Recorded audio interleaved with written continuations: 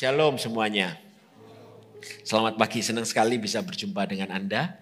Tiba-tiba dulunya masih khotbahnya di supermarket itu lantai 2. Harus naik ke tangga surgawi kan. Sekarang kita langsung ketemu di tempat yang baru. Senang sekali buat rumah baru Anda. Dijaga baik-baik rumahnya. Rumah ini jadi bikin saya jealous, ingin segera punya rumah kayak begini. Amin. Oke, saya akan berkhotbah sepanjang minggu ini. Khotbah saya untuk ibadah yang pertama judulnya adalah bayat yang sensitif. Ada nggak topiknya sepanjang minggu bisa ditampilin nggak? Yang kedua nanti saya akan berkhotbah di ibadah yang kedua tentang yang namanya kekristenan yang berdampak kayak apa. Saya akan khotbah dari hidup seorang Lot yang istrinya tiang garam. Lalu di ibadah yang kedua saya akan ngomong dari hidup yang berkenan di hadapan Allah. Saya ambil daripada Rut. Saya khotbah lagi dari yang ibadah keempat, yaitu Paulus dan panggilannya dan pertobatannya. Lalu di ibadah yang kelima, yaitu Yesusku mahal. Yesus itu tidak murahan. Sepanjang satu hari ini kita akan belajar sebuah tema besar, gambaran besar. Apa yang Tuhan ingini di hidup ini sesungguhnya. The ultimate goal itu apa sih? Banyak orang tuh punya mimpi pingin kaya, pingin punya pasangan hidup, yang sakit kepingin sehat. Yang ujian kepingin lulus. Ada yang salah dengan itu, tidak ada yang salah. Tetapi tahukah Anda bahwa Tuhan punya sebuah goal yang lebih tinggi daripada itu semua. Dan di ibadah yang pertama ini, mari kita buka di Kejadian pasal yang ke-37. Oke, bayat yang sensitif. Kita akan belajar dari hidup seorang tokoh muda namanya Yusuf. Banyak orang itu ngomong bahwa Yusuf itu hebat ya. Siapa mau dipakai jadi kayak Yusuf? Angkat tangannya. Banyak pasti. Kenapa? Langsung pop up di kepala pasti kenapa? Kaya itu loh. Kenapa mau jadi kayak Yusuf? Kaya. Yusuf itu indah. Jadi orang nomor 2 dan sebagainya. Tapi Anda harus tahu loh.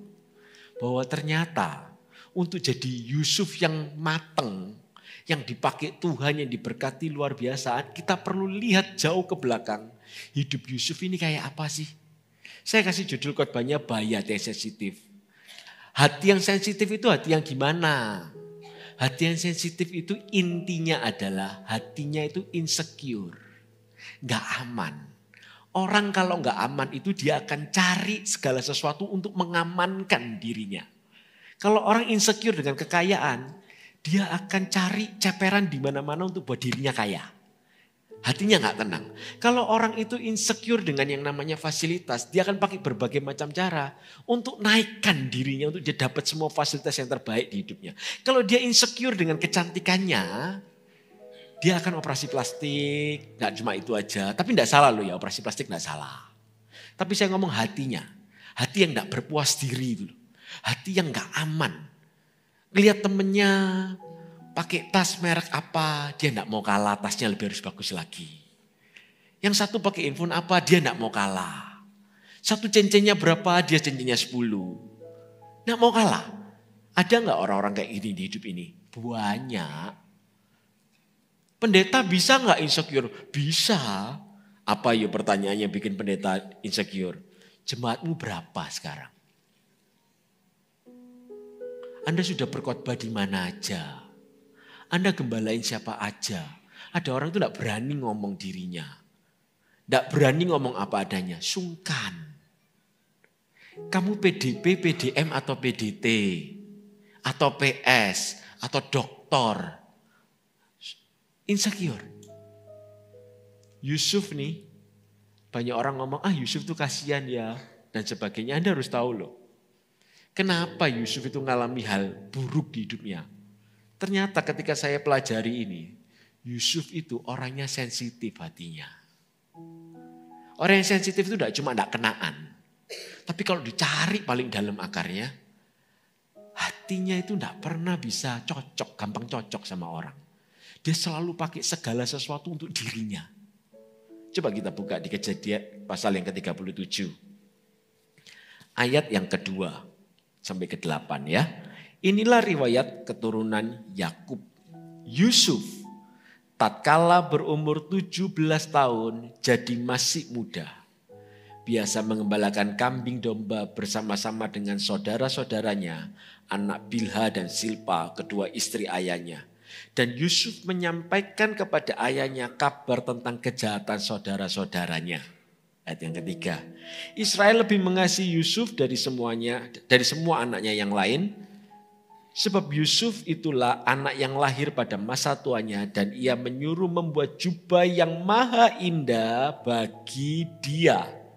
Setelah dilihat oleh saudara-saudaranya bahwa ayahnya lebih mengasihi Yusuf dari semua saudaranya, maka bencilah mereka itu kepadanya dan tidak mau menyapanya dengan ramah. Kalau kita baca ayat ini, lalu Yusuf dibenci orang, kita bisa ngomong apa salah Yusuf? Ya Pak ya.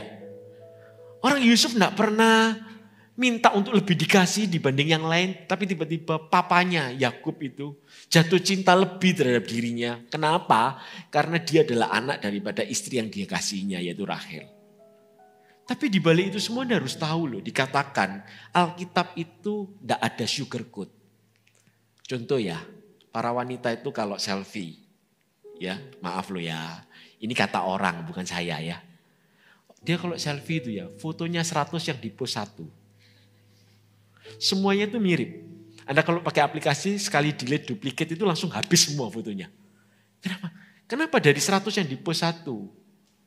Karena dia nggak puas dengan yang 99. Harus yang paling best of the best. The best one itu harus yang muncul.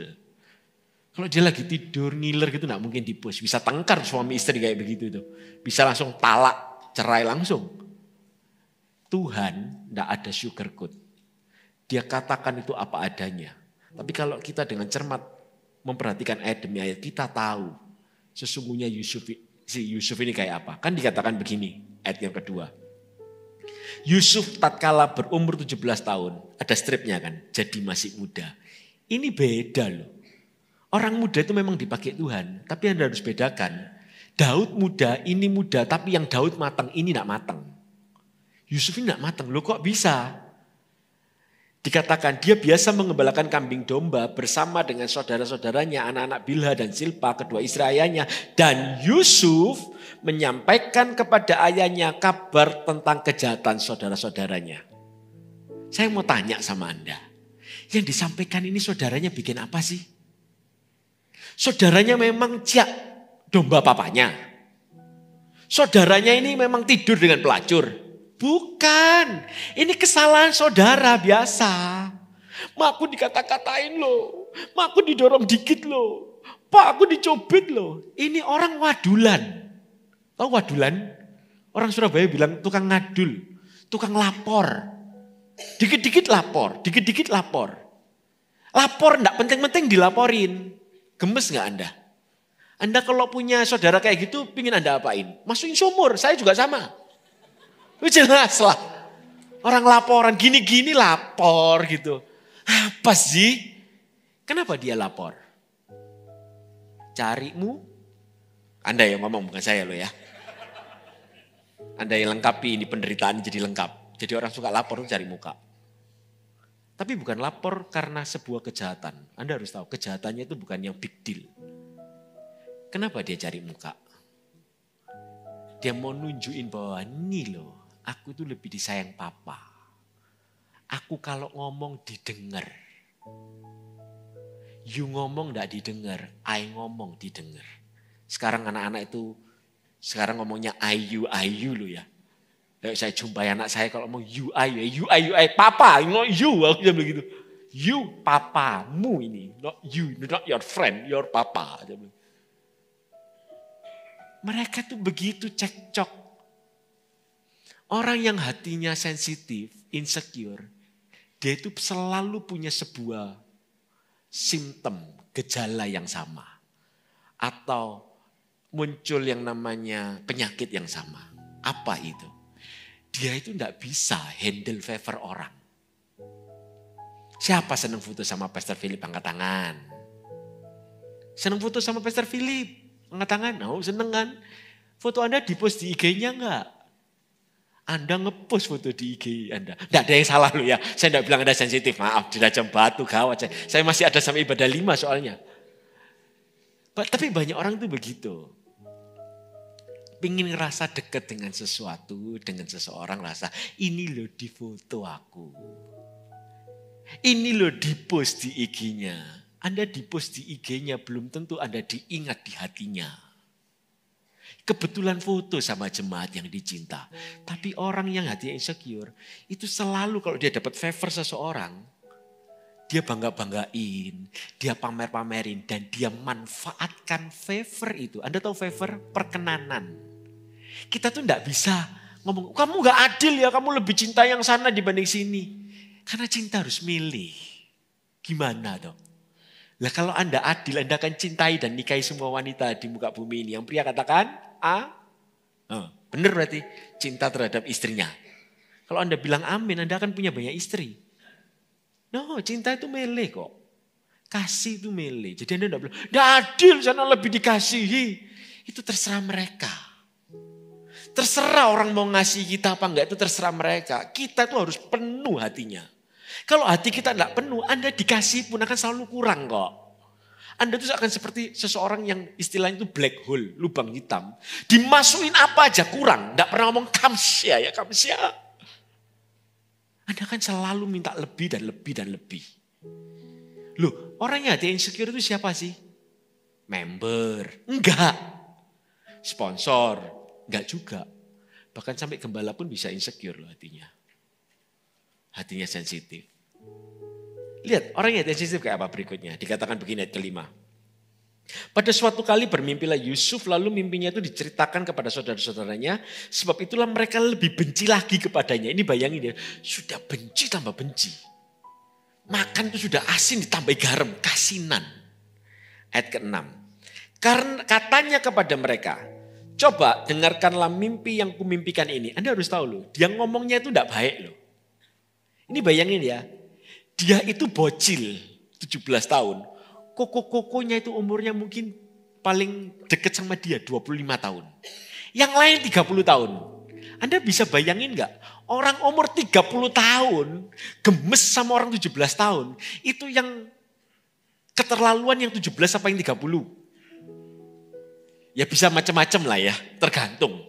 Tapi kalau saya lihat kayak begini, Yusuf ini sejak kecilnya dia itu dibully sama kokonya. Dia itu baiknya cuma sama Benyamin. Lihat, orang yang hatinya sensitif itu ya, gandengan tangan cuma sama orang itu aja. Dia tidak bisa cocok sama orang lain. Enggak, aku sama ini aja. Kenapa? Benyamin kok dekat sama dia? Lah koko asli ya? Koko kandung. Yang lain kakak tiri ya? Pastilah, banyak istri itu pasti banyak, pernah ngalami ya? Banyak istri itu pasti banyak polemik. Cerita-cerita, kompor-komporan. Lu jangan gaul ya sama anak si ini. Ini kok percuma ya. Gara-gara ini mamamu diginiin. Gara-gara ini kita enggak uang belanja dapat lebih dikit. Semua dikasih ke sana. Sudah lahir tumbuh kembang. Dengan sebuah kebencian ditanam di hati. Otomatis ketika gedenya. 10 ini musuh sama 2 ini. Lebih tepatnya sama yang 1 ini. Namanya Yusuf. Sama yang Benyamin. Semuanya baik-baik aja kok. Lu kok Isa? Benyamin kan dia Yusuf. Benyamin kan dicinta. Lu kok bisa Benyamin ini tidak dimusuh sama 10 yang lain? Paham maksud saya? Karena Benyamin itu polos. Yusuf ini kelihatannya imut tapi busuk hatinya. Kelihatannya baik, ketawa tapi bawa peso di belakangnya. Kenapa? Mereka pasti ngalami kayak begitu. Dia ini mentang-mentang didengar papanya. Dia tidak mau dengar kokonya. Lalu pasti termuncul yang namanya sebuah pemisahan gap. Lalu Yusuf ini selalu ngomong kata papa. Pernah jumpai gitu enggak? Kata koaan gitu. Kata Pastor Aan. Alah, orang kayak begini masukin seumur lah. Orang yang suka pakai ngomong kata. Kata ini loh. Kata ini loh. Selalu berusaha mendekat ke papanya. Lalu pakai keuntungan advantage itu. Dan ngomong kata papa. Itu tambah gemes. Dan dia tidak diterima. Orang insecure tuh ya, dia tahu kok dirinya tidak diterima sama seseorang. Tapi dia akan pakai semua yang dia bisa pakai untuk membuat dirinya diakui dan diterima. Jadi dia pakai segala macam cara. Terus dia ngomong, dia sudah pakai semua atribut yang papanya kasih, termasuk jubah. Yang lain tidak dapat jubah, dia dapat jubah. Kalau Anda dapat jubah dikasih sama papa Anda, Saudara Anda enggak dikasih. Masa Anda pergi bareng Anda pakai jubah itu? Kalau saya tak simpen, tak pakai buat acara lainnya, enggak ada saudara saya. Apa maksud saya? Dia tambah dipakai. Wangi lah. Ya kan? Bajuku bagus loh. Baru fit enggak, cocok enggak? Panasnya kayak apa 10 itu? Dan enggak berhenti di sana loh. Setelah papanya dipakai tanda petik. Hanya untuk menunjukkan posisi dirinya yang lebih dicintai oleh papanya daripada koko-kokonya. Dia pakai Tuhan. Nah ini yang bahaya nih. Di sini Anda harus tahu loh. Orang yang berdiri di mimbar ini bisa hatinya sensitif. Kenapa? Dia dapat mimpi dari Tuhan. Salah Tuhan kasih mimpi enggak? Enggak. Tuhan kasih kesempatan. Itu sebuah tanda bahwa Tuhan itu enggak pernah pilih kasih. Orang sensitif pun, orang insecure pun yang hatinya tidak benar, yang mengalami pergolakan, yang dilawan musuh sama banyak orang. Memang gara-gara ini orang rada sableng, tapi Tuhan kasih kesempatan untuk tetap mendengar suara Allah. Jadi jangan pernah terkesima dengan ngomong, ini orang sakti ya, ini orang peka ya. Belum tentu orang peka hatinya benar, belum tentu. Lihat ini. Dia dapat mimpi, yang dia lakuin apa? Dia kan sudah tahu ya. 10 ini tidak suka sama dia. Apa yang dia lakuin? Kumpul, semua kumpul. Coba dengerin ya, aku mimpi nih. Anda pernah nggak ketemu sama orang yang sudah tahu Anda sudah kerasa, orang itu tidak suka sama Anda. Terus Anda itu bisa datang dengan hati tak punya rasa apa-apa, penuh dengan damai sejahtera Allah. Terus tiba-tiba namanya, halo, boleh gak aku kasih kamu masukan? Anda aja sudah ditolak, Anda baik-baik aja ditolak, apalagi Anda tegur dia. Pasti teguran Anda ditolak. Apa maksud saya? Itu namanya Anda cari gara-gara. Yusuf nih sudah tahu 10 ini gak suka sama dia. Sengaja dipanas-panasin. Dikomporin, coba dengerin, aku mimpi. Sama yang lebih tua, Anda pernah ikut CG? Terus waktu ada seseorang kesaksiannya mungkin ya, ceritanya itu bulat dari A, B, C, A lagi B. Terus yang lain tuh main handphone, gigit-gigit kuku. Terus tiba-tiba dia ini ngomongin, coba ya semuanya dengerin saya kesaksian ya. Anda tuh bisa bete loh, pulang aja. Yusuf itu kayak begitu. Dan dia ngomong apa? Ayat 7. Tampaklah kita sedang di ladang mengikat berkas-berkas gandum. Lalu bangkitlah berkasku dan berkas-berkasmu sekalian. Mengelilingi dan sujud menyembah kepada berkasku. Ayat ke-8. Lalu saudara-saudaranya berkata kepadanya, apakah engkau ingin menjadi raja atas kami? Apakah engkau ingin berkuasa atas kami? Jadi makin bencilah mereka kepadanya karena mimpinya dan karena perkataannya itu. Bencinya itu 3 level. Benci aku, kataku Yudi gitu. Ini orang hatinya sudah sensitif. Lihat orang yang sensitif itu, dia mau ngomong tentang Tuhan pun, Tuhan dipakai sama dia buat dia. Orang jadi ilfil sama Tuhan. Kenapa banyak orang Kristen itu malas ke gereja? Karena lihat oknum. Karena lihat orang yang sensitif. Dia bilang apa? Saudara-saudaranya, aku benci dengan mimpimu. Mimpinya itu berarti dia benci sama perkataan Tuhan. Dan perkataanmu. Orang yang sensitif nih, akan selalu ada di sekeliling hidup kita. Bahkan bisa jadi kita ini sensitif. Kita perlu cek, kita ini sensitif gak hatinya? Suka lapor, gak bisa bertanggung jawab terhadap favor orang. Ada orang-orang dikasih sesuatu itu dipamerin. Ada yang hatinya benar ngomong thank you ada. Ada yang ngomong thank you. Ini tidak bisa dijudge, dihakimi langsung. Ini masalah hati. Apa maksud saya? Ada yang ngomong thank you tapi aslinya mau manas-manasi yang lain. Ada yang mau ngomong thank you tapi aslinya ngomong bahwa aku lebih dicinta dibanding kamu. Tidak kelihatan. Di depan semuanya thank you. Hati Tuhan tahu. Amin. Orang yang sensitif, dia dapat visi Allah. Dia pakai visi Allah buat dirinya. Lihat, mimpi itu tidak pernah berubah. Mimpi itu sama. Tapi kalau hatinya salah, dia tafsirkan mimpi itu buat dirinya. Lu kok bisa? Dia ngomong sama 10 orang. 10-10-nya ngomong begini. Berarti maksudmu adalah lu jadi raja terhadap kita semua. Dan kita nyembah kamu. Dan Yusuf tidak ngomong apa-apa itu. Dengan kata lain, dia cuma ketawa begini. Dan kamu yang ngomong, bukan aku yang ngomong. God said so. Ngeri gak? Seolah-olah kayak dia itu, seolah-olah kayak Tuhan itu di pihaknya dia. Dan semua orang harus percaya sama dia. Orang yang tidak terima sama dia, dipites, dibuang, dicampakkan. Lihat apa yang terjadi. Dia bermaksud untuk mencampakkan semua saudaranya. Karena you tidak bisa tunduk sama gua. Go, pergi. Dibalik tahu. Anda harus tahu ini. Tuhan kita itu adil. Orang yang sensitif. Kalau dia tidak berubah. Maka Tuhan akan paksa dia berubah. Lewat apa? Lewat yang namanya sebuah keadaan yang gak ideal. Apa itu? Kita buka di Kejadian 37-23. Baru saja Yusuf sampai kepada saudara-saudaranya. Mereka pun menanggalkan jubah Yusuf, jubah indah yang dipakainya itu, ayat 24. Dan mereka membawa dia dan melemparkan ke dalam sumur. Sumur itu kosong, tidak berair. Anda harus tahu cerita ini terjadinya kenapa? Koko-kokonya pergi, Yusuf santai-santai di rumah, terus dia datang. Kerjanya Yusuf itu cuma lapor dan ngawasi. Jadi apa? Mandor. Anda pernah kerja kelompok? Yang lain kerja, yang sini cuma ngeliat-ngeliat gini, cuma snack. Terus kerjaan selesai, dia yang kumpulin di hadapan gurunya.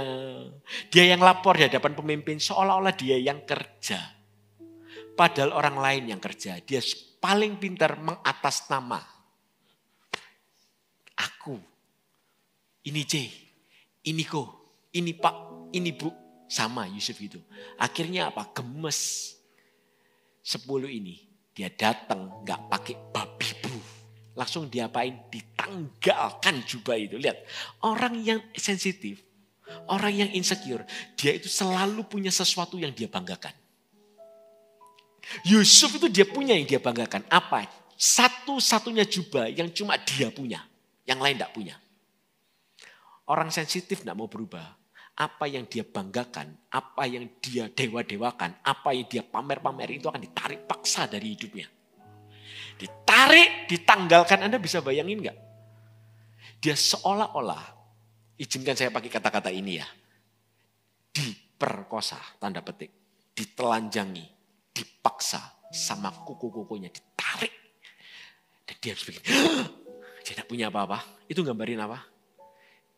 Sesungguhnya orang yang insecure itu, kelihatannya dia kaya, kelihatannya dia happy, kelihatannya dia punya segala sesuatu. Tapi sesungguhnya itu cuma kelihatan. Sesungguhnya dia tidak benar-benar kaya. Dia tidak benar-benar happy. Dia ditelanjangin begitu. Dia ngalami yang namanya traumatik di hidupnya. Orang sudah sensitif, tambah dihantam sama Tuhan. Diizinkan sama Tuhan, dibentuk dengan keras. Boom! Anda harus tahu loh. Orang yang berbelak-belok sama Tuhan, Tuhan pun akan belak-belok. Orang itu yang bilang, aku gak bisa diginiin. Aku ini orangnya bisanya dikasih tahu baik-baik. Aku itu gak bisa ditegur dengan keras. Orang yang kayak begini nih, suatu hari nanti dia akan ngalami apa yang Yusuf alamin. Kenapa? Karena Yusuf tidak mau pernah dengar orang lain ngomong apa. Dia cuma dengar papanya ngomong apa. Tapi bagi Yusuf pun papanya tidak penting. Yang penting dirinya. Me and myself. Dan dia harus ngalami apa? Sumur. Ketika dia di sumur itu. Dia dicabut jubahnya. Terus dia sendirian. Dia sudah tidak bisa lagi. Papa. Tidak bisa. Kejauhan. Papanya tidak dengar. Orang yang sensitif, kalau nggak berubah, dia harus ngalami yang pertama, sumur. Apa sumur itu? Sumur itu adalah sebuah tempat yang selama ini kita anggap kita tidak akan pernah masuk sana. Tapi tempat itu memaksa kita untuk masuk di sana dengan sebuah keadaan. Kita itu tidak punya apa-apa dan kita menyadari sesungguhnya yang kupunya cuma Tuhan. Dia tidak punya jubahnya, dia tidak punya apa-apanya. Dia dijual. Kaya raya, punya segala sesuatu, masuk sumur, dia ngalami satu waktu di mana aku tidak punya apa-apa. I have nothing. Dijual. Yusuf dijual, Anda diapain, saya tidak tahu. Itulah sumur. Tempat yang tidak enak, di mana kita seorang diri, dan kita akhirnya merendahkan diri kita dan kita ngomong, aku tidak punya apa-apa. Itu momen di mana dia dipaksa untuk ketemu sama Tuhan. Apa sumur di hidup Anda? Momen yang terlalu Anda dipaksa. Macam-macam ya. Contoh misalnya ini contoh ya. Seseorang yang dia tidak pernah berencana. Siapa sih yang berencana untuk bangkrut? Gak ada kan. Tapi tiba-tiba hartanya dicek orang. Jatuh miskin. Terus dia tidak punya apa-apa. Tiba-tiba seseorang itu ditolak. Sakit. Terus tidak punya apa-apa. Itulah sumur untuk kita ngerenung. Kenapa aku ngalami ini ya? Apa yang Tuhan mau? Yusuf ketika masuk sumur itu, dia punya sebuah perenungan. Tidak ditulis di Alkitab. Ini tafsiran saya. Dia ngomong, ternyata sesungguhnya jubah pun itu tidak bisa tolong aku. Favor papaku tidak bisa tolong aku. Cuma Tuhan yang bisa tolong aku. Pasti di dalam sumur itu kurang lebih setengah jam, 1 jam itu. Tuhan ngomong banyak di hidupnya dia. Dia nangis dulu, dia habiskan air matanya. Dan dia ngomong, Tuhan sorry ya. Hatiku ini jahat. Pernah gak Anda ngerasa kayak Anda itu diasingkan dari banyak hal di hidup ini? Dijauhkan dari keramaian. Anda tidak bisa minta tolong siapa-siapa lagi. Anda harus hadapi itu seorang diri. Dan itulah sumur. Tidak cuma berhenti di sumur. Sumur itu bisa jadi penolakan, fitnah, macam-macam. Dijual. Gak enak. Sesuatu yang tidak sesuai dengan ekspektasi kita. Tapi tidak berhenti di sana. Tuhan itu tidak gini loh. Anda minta ampun, langsung dipulihkan hidup Anda 180 derajat. Saya lihat Tuhan tidak gitu. Harus ada proses. Kenapa? Karena proses itu memunculkan buah di hidup kita. Kalau hari ini Anda itu sungguhan bertobat, sungguhan ngikut Allah, tunjukkan buahnya. Jangan cuma sesaat doang. Orang bertobat itu cuma begini loh, sorry, kapok aku, kapok. Anak saya tuh misalnya, saya marahin dia batuk, sorry pak, gak mau makan permen lagi, batuk. Nanti batuknya sembuh, makan permen gak? Makan. Sama enggak kayak kita? Kita ini jatuh, maaf Tuhan, maaf. Diampuni sama Tuhan. Terus kita kalau enggak benar-benar berbalik daripada jalan yang salah, kita akan jatuh lagi di kemudian hari. Banyak orang cuma berhenti sampai di level apa? Sorry. Enggak cukup cuma sorry, tunjukkan buahnya. Kalau iya kamu sorry, tunjukkan perubahanmu. Tuhan pun juga gitu. Habis dari sumur, enggak berhenti di sana. Rumah Potifar. Di rumah Potifar Yusuf diapain? Difitnah. Sama gak? Kayak dulu sebelumnya. Orang itu akan selalu mengalami peristiwa di hidupnya. Deja vu. Lu kok mirip ya? Dulu di sumur, dijual, difitnah, dibenci sama koko-koko. Sekarang kok aku di rumah Potifar sudah mau hidup benar? Kok difitnah lagi? Pernah ngalamin gitu gak? Mirip ya, berulang. Kok kasusnya sama ya? Kenapa Tuhan izinkan kasus itu sama? Kasus sama terjadi untuk 2 kali bahkan 3 kali. Hanya untuk memurnikanmu dan memurnikanku. Apakah kita semurni emas itu? Seputih salju itu. Diketemukan masih ada Yusuf gak di sana? Dan lihat ya, beda loh. Yusuf dulu sukanya ngaku-ngaku. Tapi lihat, orang kalau disertai Allah, dia dapat favor manusia. Tapi Anda harus tahu loh, favor manusia selalu menimbulkan yang namanya gak enak hati. Jadi jangan berharap belas kasihan manusia. Minta sama Tuhan. Tapi kalau orang kasih Anda, hargai. Pertanggungjawabkan. Jangan dimanfaatkan. Karena satu hari nanti Tuhan akan minta pertanggungjawaban itu terhadap Anda dan saya. Dan Yusuf diminta pertanggungjawaban itu sama Tuhan. Yusuf dapat favor kan? Dari istrinya Potifar. Bukan, dari suaminya maksud saya. Tapi istrinya pun juga loh. Semua dikasih ke Yusuf. Sampai akhirnya istrinya pun mau tidur sama Yusuf. Yusuf lari, tolak. Malah Yusuf dibilang apa? Dia mau memperkosa aku. Yusuf, mati aja aku Tuhan. Aku ini sudah benar. Sudah niat-niat serius sama Tuhan. Kok ngalami hal tidak enak lagi? Tuhan diem. Tuhan tidak ngomong apa-apa. Ketika Tuhan diam, maka hidupmu yang harus berbicara. Pernah nggak di hidup ini Anda ngalami sesuatu, Anda doa, minta pembelaan Tuhan, Tuhan diam. Maksudnya apa Tuhan diam? Maksudnya supaya hidupmu berbicara. Ada buah muncul di hidupmu. Ketika Tuhan diam, maka hidupmu harus berbicara.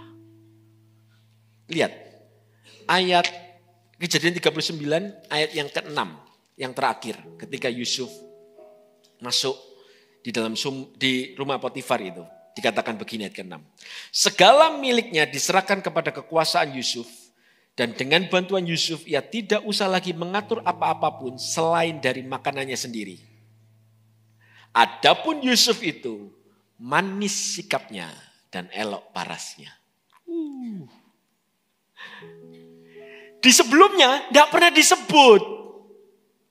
Alkitab itu ngomong konsisten. Daud, saya bagi contoh Daud nih ya. Daud itu disebut begini. Daud itu kemerah-merahan, elok rupanya. Dari awal Tuhan itu sudah kesengsem sama ini orang. Yusuf cuma dibilang ini orang muda 17 tahun. Tapi tidak disebut loh. Manis sikapnya, elok parasnya. Kenapa? Anda harus tahu loh. Elok parasnya itu bukan karena make up. Bukan karena operasi plastik. Bukan karena botok, tanam benang, filler. Bukan. Lagi-lagi saya tidak against dengan kecantikan. Tapi Anda harus tahu. Elok parasnya itu muncul ketika hatimu benar. Terpancar kehidupan. Charming. Kok cerah ya? Karena bukan pakai perawatan yang gimana-gimana. Tapi hatimu penuh dengan ucapan syukur. Yusuf yang tidak bisa kerja apa-apa. Yusuf itu bisa kerja nggak dulunya? Nggak bisa. Kerjanya ngapain? Tukang lapor. Anda orang Kristen. Anda tidak bisa kerja. Jangan berharap Tuhan berkati Anda. Jangan harap Tuhan pakai Anda. Anda harus mengalami sumur dulu. Habis sumur dijual ngalami harus merangkak dari bawah. Anda masuk di rumah Potifar. Dulu tidak cuci-cuci piring aja tidak pernah bersih kok. Selalu belang kok. Maka Anda harus cuci piring. Piringnya paling bersih. Kosek WC. Orang Kristen kalau cuma pinternya khotbah. Ngomong tidak bisa kerja. Masuk rumah Potifar. Banyak orang itu mencari jati dirinya di pelayanan. Kenapa? Dielulukan. Oh pastor, pastorku hebat. Tapi sesungguhnya hanya Tuhan yang tahu dan dirinya. Apakah dia punya bobot itu enggak? Yusuf dibentuk sedemikian rupa sampai Yusuf itu bisa cantik dan elok parasnya. Manis sikapnya. Manis sikapnya itu gimana sih? Beda kan, manis sikapnya itu bukan penjilat loh ya. Oh iya bagus ya Ci ya. Potong rambut di mana? Kalau saya jadi gembala Anda, salaman di depan. Aduh cantiknya. Itu jilat. Tapi kan enggak, kan jadi gembalanya, hai, peluk. Kan gitu kan. Gimana Pak? Iya, shalom. Kalau bilang, cantiknya, bagusnya, sepatunya, bagusnya, rambutnya, wanginya, parfumnya. Itu penjilat. Enggak tulus. Tapi bukan berarti semua orang yang muji Anda gitu Anda, oh penjilat. Nah. Tapi banyak orang itu suka dijilat. Manis ya. Manis di sini itu bukan penjilat. Yusuf itu harus mulainya start from zero. Budak. Potifar orang kaya punya banyak budak senior. Dia ditindas, dia disalah arti, dia cuma diem. Ya maaf, sorry ya orang baru, mohon bimbingannya sampai dia jadi senior.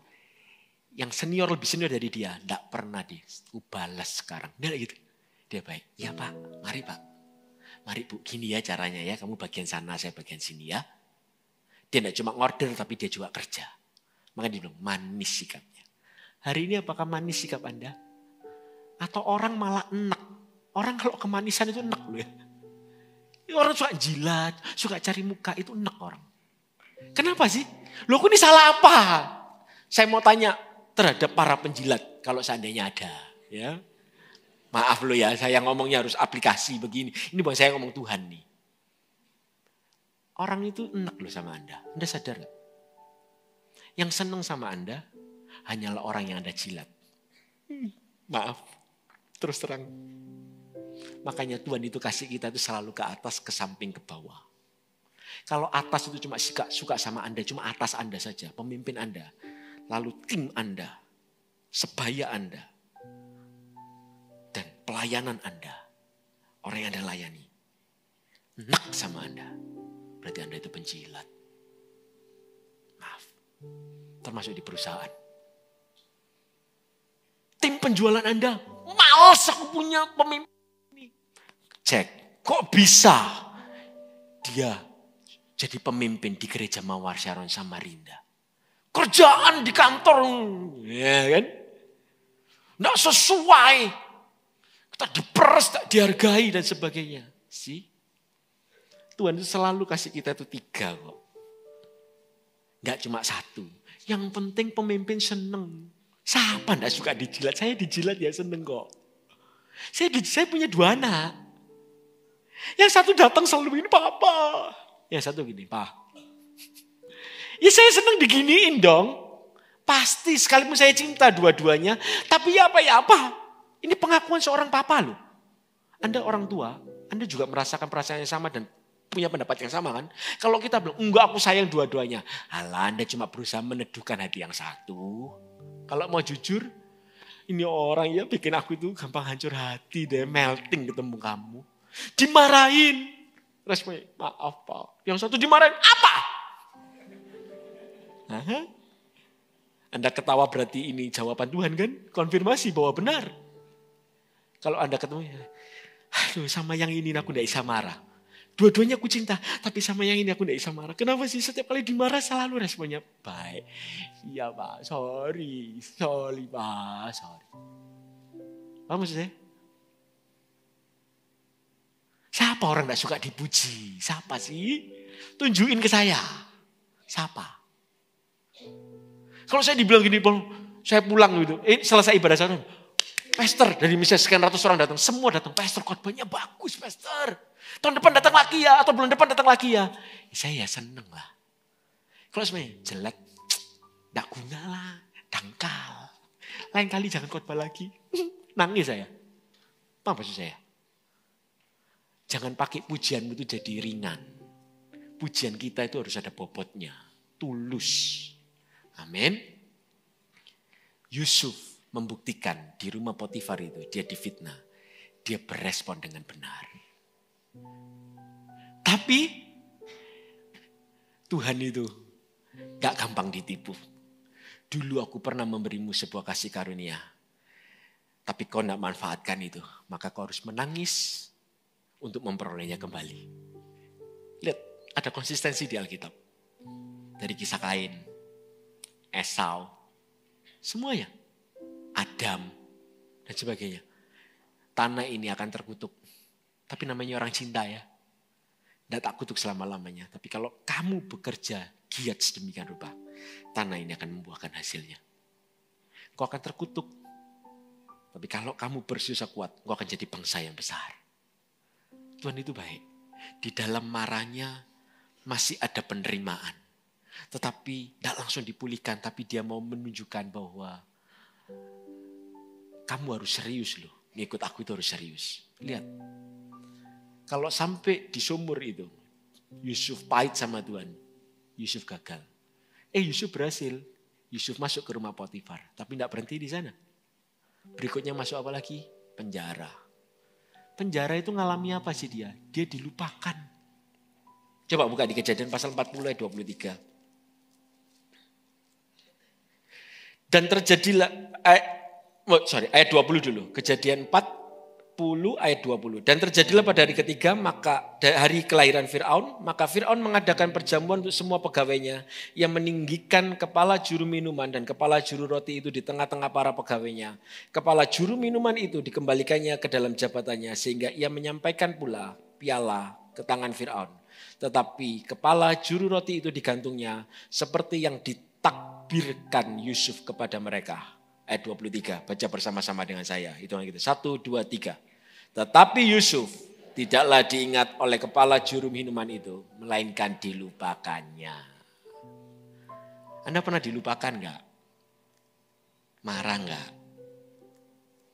Gembala Anda ulang tahun, semua diundang, Anda enggak diundang. Marah enggak? Cekel Anda ngajak makan, satu-satunya yang tidak diajak makan Anda. Marah enggak? Akan selalu ada di hidup itu, kita alami gitu. Sampai kapanpun. Kenapa Tuhan izinkan itu? Supaya Yusufnya hilang, berubah menjadi Y huruf besar. Yesua, Hamasiah, Yesus Kristus. Yang nampak bukan lagi Jimmy, Yesus. Tapi kalau orang masih bilang gini, masih Jimmy yang dulu, berarti saya belum berubah. Gak ada rubahnya. Bedanya cuma pangkatmu aja tambah banyak, hatimu sama. Yusuf digituin berkali-kali. Gak cuma sekali, 2 kali, 3 kali. Pernah pahami gak? Kenapa sih Tuhan selalu pakai kata 3 kali? Petrus 3 kali. Petrus, apakah engkau mengasihi aku? Ini sumur, rumah Potifar, penjara. Kok 3 kali? 3 kali Anda ngalami hal gak enak. Dan Anda responnya benar. Lulus Anda. Amin. Lihat, Yusuf terluka enggak dengan semua itu? Terluka. Kita semua pernah terluka enggak? Terluka. Tapi apa yang Tuhan lakukan? Untuk menyembuhkan luka kita. Dia enggak jamah, terus tiba-tiba kita jadi sembuh gitu aja. Enggak tuh. Yang Tuhan lakukan adalah Tuhan terus proses seseorang itu dan Tuhan berikan dia tugas. Yusuf tuh kalau nganggur ya, enggak jadi budak di rumah Potifar, enggak lap-lap piring, enggak kora-kora, enggak cuci baju, enggak nyapu, enggak ngepel. Yusuf akan berbicara terhadap feelingnya. Kurang ngajar kuku-kuku ini ya. Aku dibuang. Dia akan nangis dan meratapi kejayaan di masa lalunya. Tapi lihat apa yang Tuhan lakukan. Tuhan tidak pernah biarkan seseorang itu nganggur. Matanya diarahkan kepada tugas. Move on. Anda perlu kerja. Kerja. Ada orang sakit hati, tidak bisa kerja. Orang kalau patah hati itu tidak bisa sekolah biasanya. Bolos sekolahnya. Kenapa? Tidak konsen sekolahnya. Sekolah. Tidak bisa makan. Makan. Harus jalan terus. Luka Anda tidak sembuh dengan Anda berdiam diri. Justru Tuhan mengalihkan mata Yusuf dari luka lewat yang namanya tanggung jawab. Rumah Potifar, penjara. Yusuf harus bekerja. Harus. Orang Kristen tidak kerja, jangan pelayanan. Orang Kristen mogok sekolah, jangan pelayanan. Karena pelayanan itu harus menunjukkan Yesus. Mimbar ini itu harus kudus. Mimbar ini tidak boleh murahan. Siapapun boleh naik, tidak boleh lah. Masa tidak tahu, orang GMS harus tahu inilah. Harus produktif hidupnya. Amin. Jangan cuma yang dibangun ministrinya, jiwa, kerjaannya 0. Jangan. Seharian di gereja. Orang bilangnya haus dan lapar. Bagaimana dengan keluarga Anda? Cucian baju itu sudah kering belum? Rumahmu sudah bersih belum? Kalau ada mbak lain cerita. Kalau itu tanggung jawab Anda, maka jangan ke gereja. Beresin rumah Anda. Masakin makanan buat suami Anda. Jangan atas nama pelayanan loh, gak mendukung. Gak support visi gereja loh. No! Bukan Anda buat gereja, visi ini buat Anda. Apa maksud saya? Bangun hidup itu dengan balance. Banyak orang itu pinter pakai firman Tuhan untuk bodohin orang. Makanya baca Alkitab supaya tidak dibodohin dari mimbar sini. Tapi enggak kok, Mawar Saron enggak gitu. Ada orang-orang yang ngomong begini, Kolose 3:23. Oleh karena itu lakukan segala sesuatu seperti untuk Tuhan dan bukan untuk manusia. Melayani. Enggak ada orang, layani. Seharian Anda di sini. Anak Anda teriak, "Pak, di mana? Kok malam pulangnya?" Anak yang boleh ngomong kayak gitu, cuma anaknya pendeta. Anaknya jemaat tak boleh ngomong gitu. Karena kami memang berikan panggilan kami, hidup kami di sini. Maka kalau anak saya tanya, "Papa kok malam?" Ya papa pendeta, papa harus khotbah, kamu tahu kan. Tapi kalau Anda gituin, mama harus asyir. Anak Anda akan ilfil sama Anda. Lebih tepatnya anak Anda akan ilfil sama Tuhan Anda. Tuhan itu tidak pernah kok.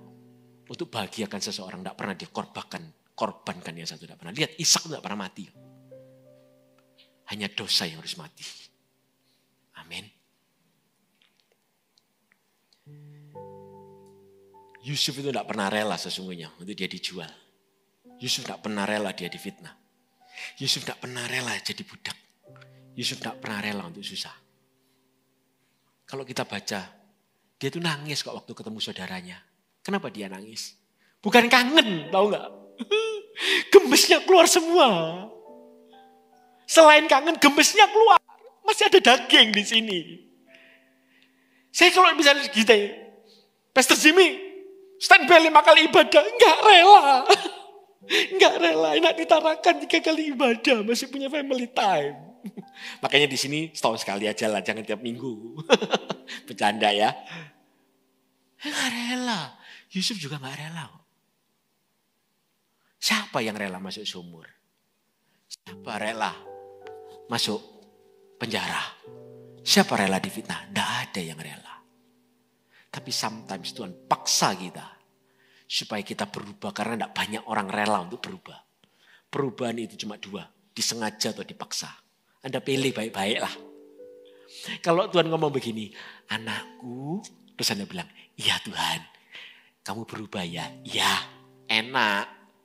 Tapi masalahnya banyak orang Kristen, anakku berubah ya? Enggak, aku bener kok, sana yang salah. Maka harus dipaksa rubahnya. Tuhan memakai kurang lebih 17 tahun masa padang gurun Yusuf. Saya hitung dari sumur, rumah Potifar, penjara, kurang lebih 17 tahun. Untuk membentuk Yusuf agar siap dipakainya. Lihat, apa perbedaan Yusuf ketika dia berhasil berubah. Ketika dia hatinya berubah, dia tidak sensitif. Maka yang terjadi adalah di Kejadian pasal 45.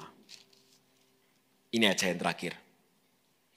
Ayat 4-5 dan 7-8. Lalu kata Yusuf kepada saudara-saudaranya, marilah dekat-dekat. Maka mendekatlah mereka, katanya, akulah Yusuf, saudaramu yang kamu jual ke Mesir. Tetapi sekarang, janganlah bersusah hati dan janganlah menyesali diri, karena kamu menjual aku ke sini. Sebab untuk memelihara kehidupanlah, ayat ke-7. Maka Allah telah menyuruh aku mendahului kamu untuk menjamin kelanjutan keturunanmu di bumi ini dan untuk memelihara hidupmu sehingga sebagian besar daripadamu tertolong. Jadi bukanlah kamu yang menyuruh aku ke sini, tetapi Allah. Dialah yang telah menempatkan aku sebagai bapak bagi Firaun dan tuan atas seluruh istananya dan sebagai kuasa atas seluruh tanah Mesir. Katakan amin. Anda bisa lihat gak? Berubah betul ya. Dari yang hatinya kecil, cupet, hatinya besar dan dia bilang ngomong gini. Kalau hari ini ya, Anda masih ngomong begini di sumur. Gara-gara kamu aku masuk sumur. Gara-gara kamu aku di rumah Potifar. Gara-gara kamu aku di penjara. Maka Anda akan ketemu dengan sumur berikutnya. Tapi kalau Anda bisa ngelihat dan bilang, thank you ya, pernah masukin aku ke sumur. Thank you ya. Anda bisa ngomong thank you gak sama penyakitmu? Thank you ya sudah pernah kelangkar pita suara. Thank you ya pernah jak saya. Thank you ya pernah tusuk saya. GR lah. Bentar lagi Tuhan memakaimu. Orang itu hatinya berubah. Orang sensitif ngeliat semua buat dirinya. Hatinya diubah sama Tuhan. Mimpinya tetap sama loh. Dan dia ngomong, Allah lah yang menyuruh aku ke sini untuk mendahulumu dan memeliharamu. Dia enggak gini loh. Rasain lu sekarang gantian. Dia lagi gitu loh. I told you. Lu jual aku. Sekarang aku bisa lebih jahat dari kamu. Enggak gitu. Dia tolong, dia angkat orang lain di pundaknya. Enggak usah sungkan lah. Memang Tuhan yang suruh. Orang yang selalu memberikan rasa sungkan di hidupmu. Itu orang cari kredit. Tapi kalau orang itu bisa tolong Anda sedemikian rupa. Dan Anda tidak perlu merasa sungkan. Ini orang kayak Yusuf. Dan dia bisa ngelihat. Tuhan suruh aku ke sini untuk memeliharamu. Dengan ini saya simpulkan. Seseorang yang hatinya sudah benar. Hatinya tidak sensitif. Dia akan selalu dapat melihat. Visi Allah itu bukan untuk dirinya. Dia akan selalu dapat melihat. Bahwa selalu yang diuntungkan adalah kerajaan Allah dan orang lain. Cuma dua ini aja. Di dalam hidup Anda, apapun yang Anda lakukan, temukan dua ini. Apa yang menguntungkan Tuhan dan orang lain, lebih tepatnya siapa yang diuntungkan. Kalau masih jawabannya adalah saya, maka Anda gagal mengenali rencana Allah. Temukan Tuhan dan orang lain di hidupmu. Kalau Anda kerja demi apa? Demi kaya. Untuk apa? Supaya aku bisa liburan. Oke, belum. Kenapa ada kerja penting tulang? Untuk bangun gereja. Demi anak-anak. Demi istri. Tidak ada lagi kita. Anda menang. Untuk apa Anda pelayanan khotbah begini?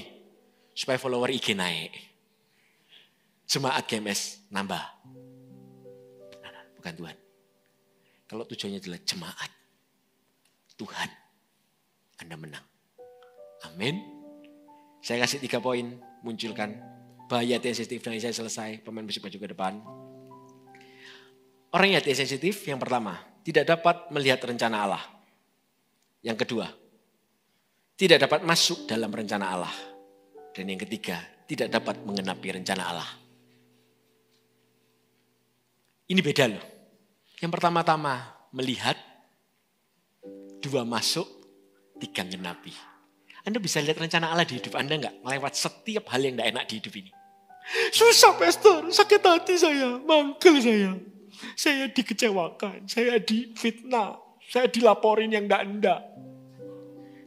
Kalau Anda bisa melihat Tuhan di balik semua ini, pertama-tama lihat dulu.